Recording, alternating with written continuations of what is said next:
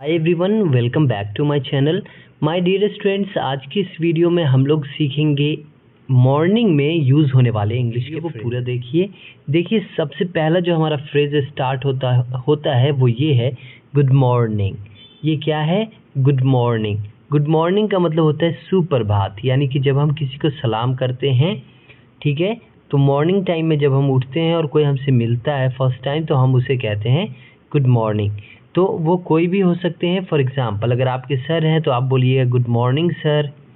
अगर मान लीजिए आप स्कूल में पढ़ाते हो और आपने देखा कि 2-4 टीचर्स, 5 टीचर्स जो है वो एक साथ हैं और आप अभी आए हो, तो आप वहाँ पे उन सभी को एक साथ गुड मॉर्निंग कह सकते हो। वो ऐसे कहेंगे गुड मॉर्निंग एवरीवन। क्लियर? आपका कोई बहुत प्यारा है तो उसको बोलिए गुड मॉर्निंग डियर। ओके, आइए नेक्स्ट फ्रेज है हमारा गेट अप। गेट अप का मतलब होता है उठ जाओ, ठीक है। तो उठ जाओ का मतलब जब कोई आदमी बेड पे रहता है सोया हुआ, तो उसे हम कहते हैं गेट अप नाउ, यानी कि आप उठ जाओ, या फिर गेट अप उठ जाओ। तो आप उसे कह सकते हैं गेट अप नाउ, अब उठो। गेट अप डियर, प्रिय उठ जाओ, ठीक है। तो यहाँ पे हमने दो एग्जाम्पल रखे हैं ताकि आपको एक फ्रेज का सही तरीके से और भी एग्जाम्पल्स मिले और आप आसानी से यूज़ कर सको। नंबर 3 में हम लोग आ चुके हैं। फ्रेज नंबर 3 है ब्रश योर टीथ, ठीक है। तो यहाँ पे ब्रश है। ब्रश का मतलब क्या होता है? ब्रश जो होता है धोना, दांत में जो हम ब्रशिंग करते हैं तो उसको हम ब्रश बोलते हैं। ओके, दांत के धोने को। तो यहाँ पे हम कहते हैं अगर कि ब्रश योर टीथ, तो इसका मतलब हुआ अपने दांत धो लो, ठीक है। ब्रश योर टीथ मतलब अपने दांत धो लो। देखिए फ्रेज जो होता है वो हमेशा वर्ब से शुरू होता है। सेंटेंस में आप जो कहना चाहते हैं तो उसमें काम क्या है, वो काम आपको पहले इंग्लिश में रखना होगा। उसके बाद आप अपना आसानी से कोई भी फ्रेज बोल सकते हैं। मतलब ये हुआ कि अगर आप फ्रेज बोलना चाहते हैं तो आपको वर्ब फॉर्म्स याद करना चाहिए। वर्ब फॉर्म्स में आप V1 जो होगा, आप अगर वो याद कर लेते हो सारे वर्ड, ठीक है, तो समझो कि आपको फ्रेज आप आसानी से बना लोगे। तो यहाँ पे जैसे देखिए एग्जांपल हम सिखाते हैं आपको, ब्रश योर टीथ, अपने दांत धो लो। नेक्स्ट हमने एग्जांपल में रखा है क्लीन योर फेस। अब यहाँ पे देखिए हमने पहले रखा है क्लीन। क्लीन का मतलब होता है साफ करना। क्या होता है? साफ करना। क्लियर? ये क्लीन है, तो क्लीन का मतलब क्या होता है? क्लीन का मतलब होता है साफ करना। तो अगर हम बोलते हैं क्लीन योर फेस, तो इसका मतलब हुआ अपना चेहरा साफ कर लो, ठीक है। तो हिंदी में इंग्लिश का ये जो योर फेस है वो पहले बोलेंगे और इसको बाद में बोलेंगे। इंग्लिश में हम वर्ब को पहले रखेंगे, है ना। तो यहाँ पे साफ करना वर्ब है तो वो पहले आएगा और फेस का हिस्सा जो अदर वर्ड है वो बाद में चला जाएगा। अब देखिए नेक्स्ट है, जैसे कि यहाँ पे हमने वॉश वर्ब को रखा है वॉश योर हैंड, ठीक है। या हैंड्स, दो हाथ होते हैं तो हैंड्स। वॉश योर हैंड्स मतलब अपने हाथ। अब इसका मतलब जो होता है आप समझ गए होगे, वॉश मतलब धोना होता है, तो हम क्या बोलेंगे? वॉश योर हैंड्स मतलब अपने हाथ धो लो। देखते हैं, आइए नेक्स्ट है हमारा टेक बाथ। टेक बाथ का मतलब होता है नहा लो। टेक बाथ का क्या मतलब होता है? नहा लो। टेक मतलब होता है लेना, ठीक है। टेक का क्या मतलब होता है? टेक का मतलब होता है लेना। ओके, तो जैसे ही ना लग जाएगा किसी भी वर्ड के एंड में तो वो वर्ब होता है, और फ्रेज में वर्ब ही हमें बोलना होता है, यूज़ करना होता है सेंटेंस के स्टार्टिंग में, तो हम आसानी से फ्रेज बोलते हैं। तो यहाँ पे हमने क्या कहा? Take bath. टेक बाथ का मतलब होता है नहा लो। दूसरा एग्जांपल देखिए, टेक दिस पेन।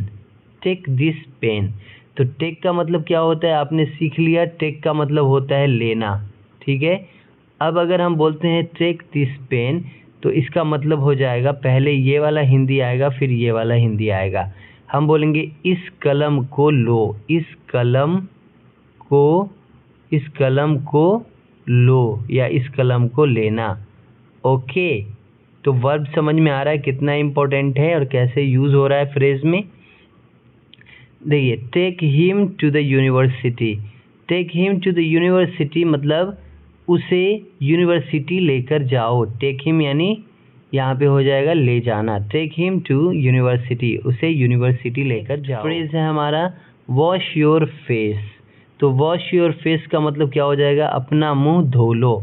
अपना मुंह धो लो मतलब वॉश योर फेस, अपना मुंह धो लो। क्लियर हो गया। चलिए उसके बाद एग्जाम्पल देखिए, वॉश योर ड्रेस। तो इसका मतलब क्या हो जाएगा, अपना ड्रेस धो लो। वॉश योर टेबल, इसका मतलब हो जाएगा अपना टेबल धो लो। ओके। देखते हैं हरी अप। 6 नंबर हमारा है phrase hurry up. Hurry up का मतलब होता है जल्दी करो। तो जल्दी करो इसका मतलब हरी अप इंग्लिश में बोलेंगे। उसी की जगह पे हम डू फास्ट भी बोल सकते हैं। ठीक है, इसका मतलब ये हो जाएगा जल्दी करो। और कम फास्ट का मतलब क्या हो जाएगा, कम का जो मीनिंग है वो हो जाएगा। तो यहाँ पे कम मतलब होता है आना, तो कम फास्ट का मतलब हो जाएगा जल्दी आओ। ठीक है, तो हरी अप, जैसे मान लो कि बारात जा रहे हो और गाड़ी स्टार्ट हो चुकी है, लेट हो रही है और आपका फ्रेंड नहीं आया है, तो आप उसे कॉल करके बोल सकते हैं हरी अप नाउ, जल्दी करो आओ। ओके। देखते हैं गेट रेडी। गेट रेडी का क्या मतलब होता है, गेट रेडी का मतलब होता है तैयार हो जाओ। गेट रेडी मतलब तैयार हो जाओ। ठीक है, अपने दोस्त को आप कह सकते हैं गेट रेडी नाउ, अब तैयार हो जाओ बारात चलना है। ओके, तो गेट रेडी का मतलब होगा तैयार हो जाओ। इसी तरीके से गेट इन है, गेट इन मतलब अंदर जाओ, और गेट आउट मतलब बाहर जाओ। ठीक है, चलिए नेक्स्ट है हमारा हैव ब्रेकफास्ट, है ना। आगे हम यहाँ पे जोड़ सकते हैं please have breakfast. Imperative sentence में अगर हम पोलाइटनेस दिखाना चाहते हैं, रिक्वेस्ट कर रहे हैं, तब प्लीज़ लगाएंगे। और अगर छोटा बच्चा है तो उस पर हम कमांड कर सकते हैं, तो छोटे बच्चे को हम हैव ब्रेकफास्ट बोल सकते हैं। ओके, अगर किसी बड़े को बोल रहे हैं रिस्पेक्टली तो हम प्लीज़ यूज़ करेंगे, प्लीज़ हैव ब्रेकफास्ट, कृपया नाश्ता कर लें। ठीक है, तो ये जो नाश्ता है, खाना है, चाहे वो लंच हो या डिनर हो, तो सबके साथ हैव यूज़ होगा। जब भी आप खाना खा लो, नाश्ता कर लो या रात का भोजन कर लो, आप बोलेंगे। तो हैव ब्रेकफास्ट का मतलब हो जाएगा नाश्ता कर लो। उसी तरीके से हैव लंच का मतलब हो जाएगा दिन का भोजन यानी खाना खा लो। हैव डिनर यानी कि रात का भोजन खा लो। अगर आप कहते हैं कि मैंने खा लिया है, तो आप बोलेंगे I have had my breakfast, I have had my lunch, I have had my dinner. मैंने डिनर कर लिया है, मैंने ब्रेकफास्ट कर लिया है, मैंने लंच कर लिया है। आइए नेक्स्ट देखते हैं। नेक्स्ट है क्लीन इट। करना होता है और इट मतलब इसे, तो हम पहले इसकी हिंदी बोलेंगे फिर इसकी हिंदी बोलेंगे। तो हम बोलेंगे इसे साफ करो, तो क्लीन इट। ठीक है, अब मान लीजिए हमें कहना है कि कमरा को साफ करो। ठीक है, इस कमरे को साफ करो, तो हम बोलेंगे क्लीन द रूम। ड्रेस को साफ करो, तो हम बोलेंगे clean the dress, clean your dress, अपना ड्रेस साफ करो। ओके, देखते हैं। आइए नेक्स्ट है हमारा go to school. Go to school का मतलब हो जाएगा, स्कूल का मतलब विद्यालय और गो का मतलब जाना। तो जब ये टू आया है क्योंकि डायरेक्शन को बताता है, दिशा को बताता है। जब आप जो है जाते हो किसी दिशा की तरफ, एड्रेसिंग नेम भी आ जाए, जैसे यहाँ पे नेम स्कूल का आया है, तो स्कूल की दिशा जिधर होगी आप जा रहे हो, तो वहाँ पे हम टू का यूज़ जो है डायरेक्शन के लिए करते हैं। तो हम बोलेंगे गो टू स्कूल, स्कूल जाओ, विद्यालय जाओ। अगर हमें कहना है कॉलेज जाओ, तो हम बोलेंगे गो टू कॉलेज। अगर हमें कहना है कि ऑफिस जाओ, तो हम बोलेंगे गो टू ऑफिस। क्लियर। चलिए नेक्स्ट है हमारा लुक हेयर। हेयर का मतलब होता है यहाँ, इसकी हिंदी पहले आएगी। अब यहाँ इस वर्ब की हिंदी बाद में आएगी, लेकिन इंग्लिश में वर्ब पहले आएगा और अदर वर्ड बाद में आएगा। ठीक है, तो यहाँ पे लुक हेयर का मतलब क्या हो जाएगा, यहाँ देखो। लुक हेयर, लुक हेयर मतलब यहाँ देखो। अगर हमें कहना है वहाँ देखो, तो हम बोलेंगे लुक देयर, वहाँ देखो। अगर हमें कहना है पीछे देखो, तो हम बोलेंगे लुक बिहाइंड। बिहाइंड का मतलब पीछे होता है। देखते हैं नेक्स्ट है हमारा वियर योर क्लोथ्स, है ना। वियर का जो मतलब होता है, क्या मतलब होता है, तो पहनना। Clear.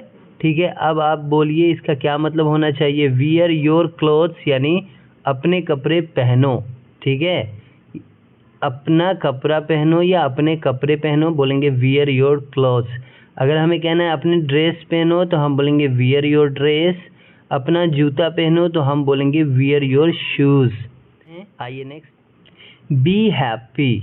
Be happy, be happy का मतलब होता है खुश रहो। ये जो बी का मतलब होता है ये होता है होना या बनना, ये ध्यान दीजिएगा, होना या बनना, ठीक है। तो दोनों सेंस में हम बी का यूज़ करेंगे। आइए एग्जांपल देखते हैं। जैसे हमने बोला बी अ डॉक्टर, तो इसका मतलब क्या हो जाएगा कि डॉक्टर बना जाता है, तो बी ही यूज़ करेंगे। अगर बनना के सेंस में बोलना है तो भी बी यूज़ करेंगे, होना के सेंस में बोलना है तो भी हम बी यूज़ करेंगे। जैसे खुश हो जाओ, खुश रहो, खुश हुओ, तो बी हैप्पी। अब यहाँ पे बी अ डॉक्टर मतलब एक डॉक्टर बनो, ठीक। बी अ गुड पर्सन मतलब एक अच्छे इंसान बनो। क्लियर हो गया। आइए नेक्स्ट देखते हैं। ओके, से गुड बाय। से गुड बाय मतलब बाय बाय बोलो। तो अब देखिए वर्ब पहले आया है लेकिन हिंदी में उस वर्ब की मीनिंग बाद में आई है, जो कि हर फ्रेज में हुआ है।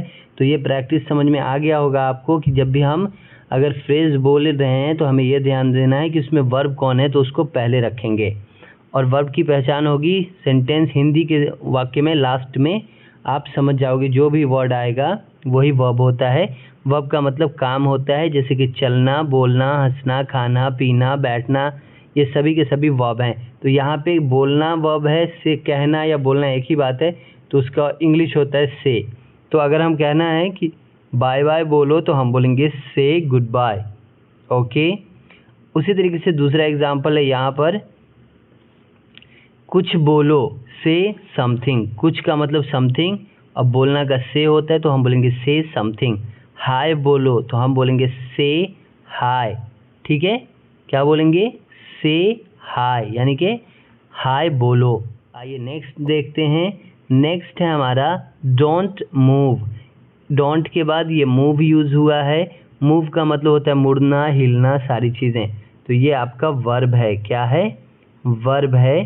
तो जब भी फ्रेज अगर डोंट से यूज़ होगा तो समझ जाइएगा कि डोंट पहले आएगा सेंटेंस में और उसके बाद वर्ब आएगा और उसके बाद ही कोई अदर वर्ड आएगा। डोंट का मतलब हमेशा याद रखिएगा मत होता है, ठीक है। और इस डोंट को हम नेगेटिव कमांड भी कहते हैं। नेगेटिव कमांड क्या कहते हैं? नेगेटिव कमांड कहते हैं। क्लियर?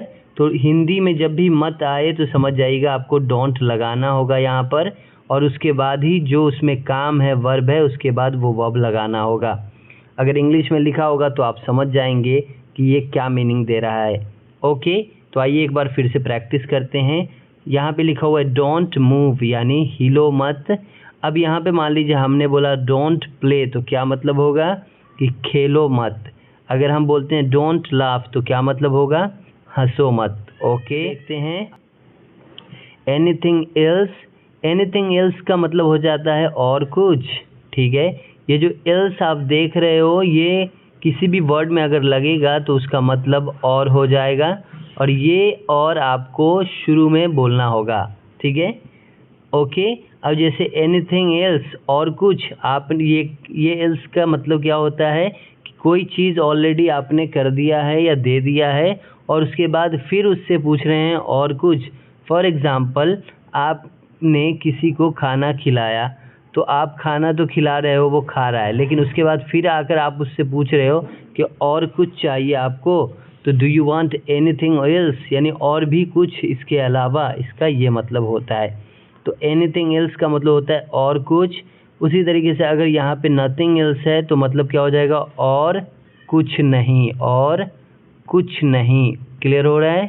ठीक है, और कुछ नहीं। उसके बाद देखिए व्हाट एल्स, तो और पहले बोलिएगा, व्हाट की मीनिंग बाद में बोलिएगा।